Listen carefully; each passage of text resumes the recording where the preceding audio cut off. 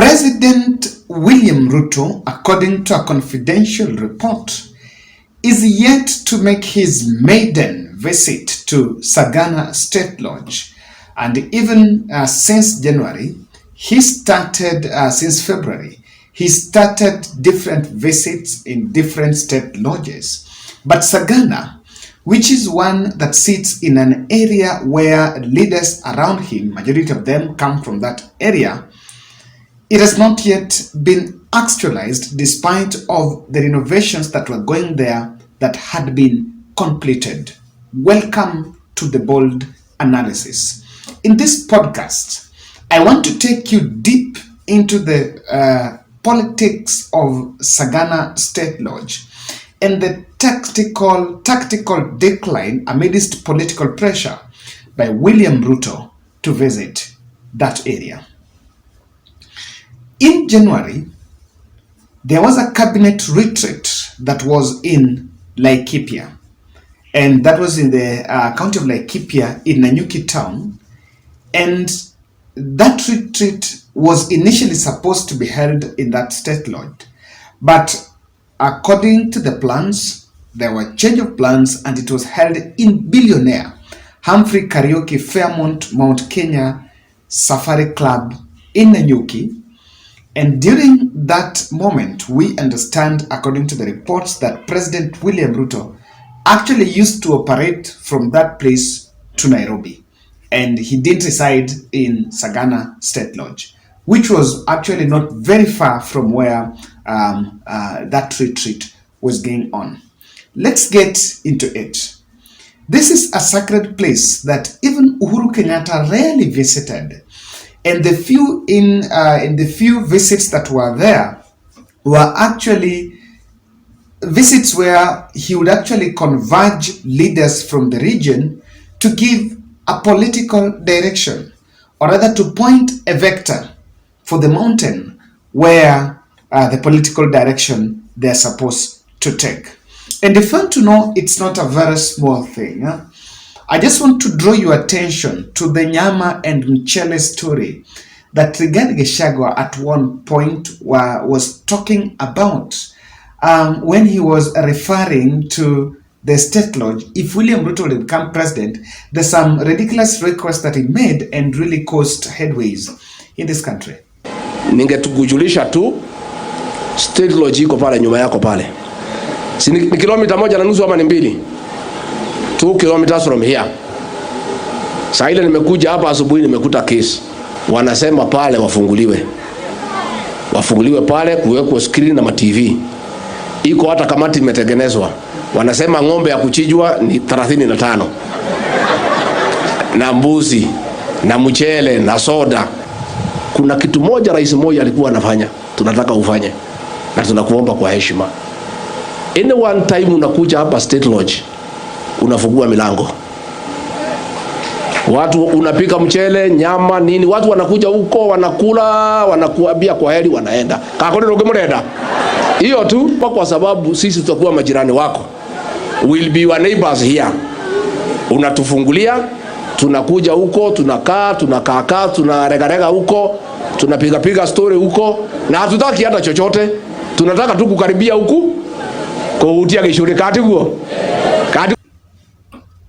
And after that statement, I remember Karanja Kibicho, while on a campaign trail, I think somewhere in the mountain area, saying that instead of asking for development, the deputy president the person who was picked as a deputy president was busy telling the region how they will go there to eat nyama and mchele and chai, you know, and was actually trying to play, or rather explain what Mo used to do by then. And it really caused a bit of some discussions. Now, let me take you to early this year in January, during a cabinet retreat that I was speaking about, the one that was held in Nanyuki. He painted a picture to William Ruto on how President Ruto's entry in the state lodge should be, calling for leaders not to focus and not to visit William Ruto in State House, but then would like to welcome Ruto as a king in the region, Remember, in that meeting, in the very same meeting, in the very same retreat, President Ruto gave him a rope and put him in charge of the coffee, milk, and tea reforms task force in the mountain so that he could dismantle cartel, in what many political experts looked at an opportunity, or rather a strategy to put him in the warpath against with Uhuru Kenyatta. So this, he actually said that they were planning for some homecoming, which was supposed to be held in February, if my memory serves me right. Makasisi wetu wameomba wakuje Ikulu pale Nairobi. Viongozi hakuna haja sisi kwenda Nairobi, tuko na Ikulu yetu hapa ya Sagana. Ama mnataka waende Nairobi? Si tuko na Ikulu yetu hapa. Sisi tunapanga kukaribisha huyo kiongozi wetu kwa mlima, homecoming yake kwa Mount Kenya, kwa sababu there is a traditional way, the way we receive our kings, and we shall receive you as a king because you are one. Na safari itaanza Githurai, tukuje Roiro, Juja, tukifika River Chania, hapo tusimame kwanza tufanye maombi. Ndirira kwa itigokera Chania ata ikorora na kuria neirokire ka itigoka, na hiyo msafara tutaipanga, itapangika, tukuje mpaka Keno, tuingie hapo Maragwa, Muranga, Sagana, Kagio, Kutus, Kerogoya, Kagumo, Kiagai, Karatina, Nyeri, Chaka mpaka Statelodge Sagana. Alafu hapo ndio sisi tutafanya ibada. And that was a bit of what was picked. So you will envision, let me tell you, that homecoming, or that official reception of President in Sagana was supposed to be held in February. Then I understand to push someone to March. I'm not sure about whether it was also supposed to be held in April, but it has never happened. President Ruto has made frequent trips in Mount Kenya during those interdenominational services. And you know, if you look at the nature of his tours in the mountain, it has been majorly, the mobilization has been along the church council. We're going to look at that. And when during, I remember the day Rigathi was picked as the running mate, this issue of Sagana somehow came in the talk in a very light notice. Ketwa Riguru revealing more, that actually confessing what I was saying here, that Ruto should change the understanding and the approach, or rather the branding of Sagana as a Mount Kenya space, as a Mount Kenya King space, and let it be used as a national space, a national state lodge. So this, she mentioned about it towards the tail end of her speech. I think I wanted not to miss it here. Mimi nataka kukuomba tu ruhusa. Tafadhali Rigathi Gachagua, tunapojiandaa kutafuta kura kwa kona zote za Kenya, sasa ututengenezee Sagana Statelodge. Haitakuwa mahali ya jamii ya Mombi na Gikuyu kuongea. Tutakutana Kenya mzima Sagana Statelodge, tuongee lugha ya kitaifa Kiingereza na tuongee lugha ya Kiswahili.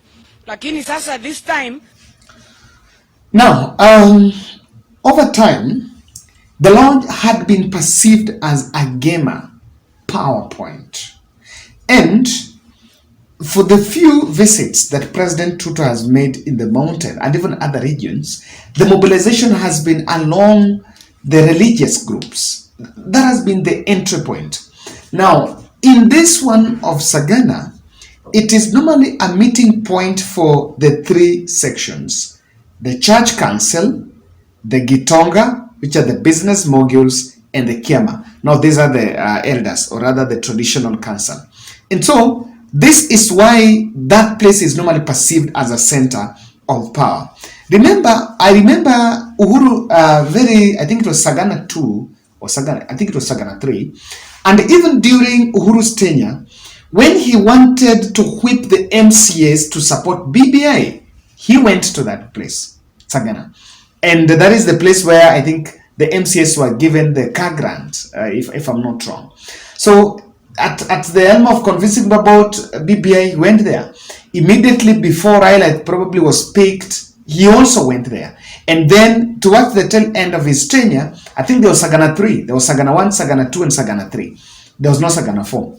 So you will see, if you look at those Sagana 1, Sagana 2, Sagana 3, it's normally political. Actually, it's a political center of power. Someone was just whispering to me that even that land is a land that was donated by a very powerful leader from the region. Rumors have it that it could be the Kenyatta one. So I remember Uhuru Kenyatta lecturing the church elders, the church leaders in the region, that they're misleading the region by them.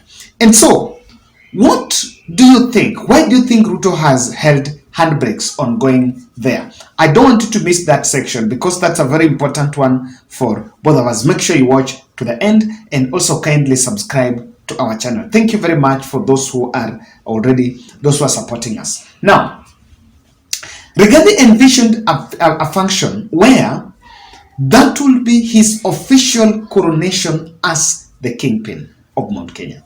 That is why you are being told of the rally of starting from Murang'a, I don't know, to Nyeri, I don't know to where, and then to get Sagana, and Kiambu and Sagana. According to him, William Ruto's that welcome, what has been wrapped as William Ruto's welcome, should actually be his official coronation, or rather as the kingpin. But Ruto understands one point, that there is some underground whispers and disunity in the region, and he will not want, I can say this without fear of contradiction, he will not want to be seen as the person that is imposing Rigathi Gachagua as the region's kingpin. The danger in this here is that in any case he does that, he might also face the backlash that we welcomed you and we did not tell you to give us a kingpin. He cannot be the person to choose that kingpin. And what he's simply avoiding is a situation where Rigathi Gachagua wants to use the President William Ruto's shadow to endear himself as the kingpin. I agree partly with those who say that is the region's most senior most, and so by the virtue of him being the senior most person holding leadership, de facto leader, I think it would understand it to that point. But to the point of pushing William Ruto to do it, I don't think that's what William Ruto wants to do. Number two, Ruto is also reluctant not to find himself in the talks, or rather the talks about the disunity about Murang'a, Kiambu, and Nyeri factors. Remember, as we talk now, there is a simmering fallout between Rigathi and Ndindi Nyoro. What is happening here is, what Ndindi Nyoro is being seen as the person now wanting to represent Murang'a factor. And you know, there's been the talk of Kenyatta 1 and Kenyatta 2 came from Kiambu. Mwai Kibaki came from Nyeri. Now the deputy president is coming from Nyeri. At an opportune time, a discussion will arise about the Murang'a factor. And that's where the Ndindi Nyoro comes in. So, and I may be wrong, but I don't think if there is a succession roadmap that William Ruto might be thinking about, I don't think he will put Rigathi Gachagua in it. And so he would not want to find himself in that. In fact, to the look of things, it can look like Rigathi, the deputy president, will actually want to be allowed to operate from that Sagana Statelodge officially. He would want that. And I can tell you that is something that he will accept very early in the morning, so that he is the region's kingpin. That's one of the things that is there. But secondly, cancellation of these major projects that Lemau Summit would, according to me, has deflated that visit. I remember Andrew Akahiu, the day, and that was during Sagana 3, if I'm not wrong, the very last one. That was Sagana 2. After Moses Kuria and some leaders started going to the mountain and telling the region that Uhuru Kenyatta had abandoned the region. I think that was in 2019. And what it did, Uhuru had to rush back to the mountain, take all the structures to construct the road, and head of President Uhuru Kenyatta's status delivery was a gentleman known as Andrew Akahiu. I think that's the gentleman you are seeing in your screen. So, he had to do a presentation during the Sagana 3, a presentation of what so far Uhuru Kenyatta had done for the region. Remember, if you can review your videos, if you've been following the Mount Kenya politics, you'll understand what I'm talking about. He had to do a presentation on what has been done. Now, one of the expectations that when William Ruto goes there, he must be confronted to explain is, what have you done for the mountain? Now, these flagship projects are not really there. I want to tie that with something that has been happening. Of recent past, we've seen a trend where, under the guise of political correctness, there are replacements and situations where Uhuru Kenyatta's loyalists, some of which actually were people from the Gema, are being pushed aside and replaced by people from the current generation. Now, look at what happened, I think, at the KPA, Kenya Pipeline, and look at, I think, KRA, even though the person taking a KRA is a Kikuyu, we need to explain that.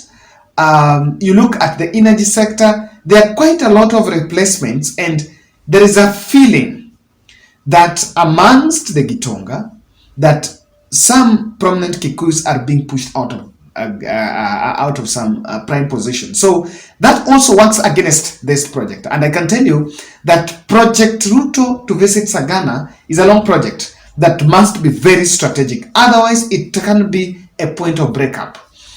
The other third thing is William Ruto would envision that this trip, and would want to use this trip in future for political mobilization. So he would wait until the re-election pace is set. Until he has a narrative. He has made up his mind that is Central Kenya at the center of the 2027 political matrix. I can tell you as to now, where Ruto is sitting, he's not yet convinced and not yet sure that Rigathi is going to be his deputy. You can take that to the bank and borrow a loan. Between now and 2027, anything can happen. You never know. And if things are to change, I can tell you, the cards can always change on table. And so what he's actually saying, he doesn't want to still hold firm on the Kalenjin Kikuyu card. That Kalenjin Kikuyu card is no longer tenable. And I've always said, when Rigathi will want to vie in 2032, perhaps, irrespective of whether they get second term or not, and someone wants in 2032 talk about Kalenjin Kikuyu as your card, I can tell you that card is growing old, tired, and it's developing some hate, disdain from the rest of Kenyans. So that's what William Ruto is also saying. He will not want to play that playbook.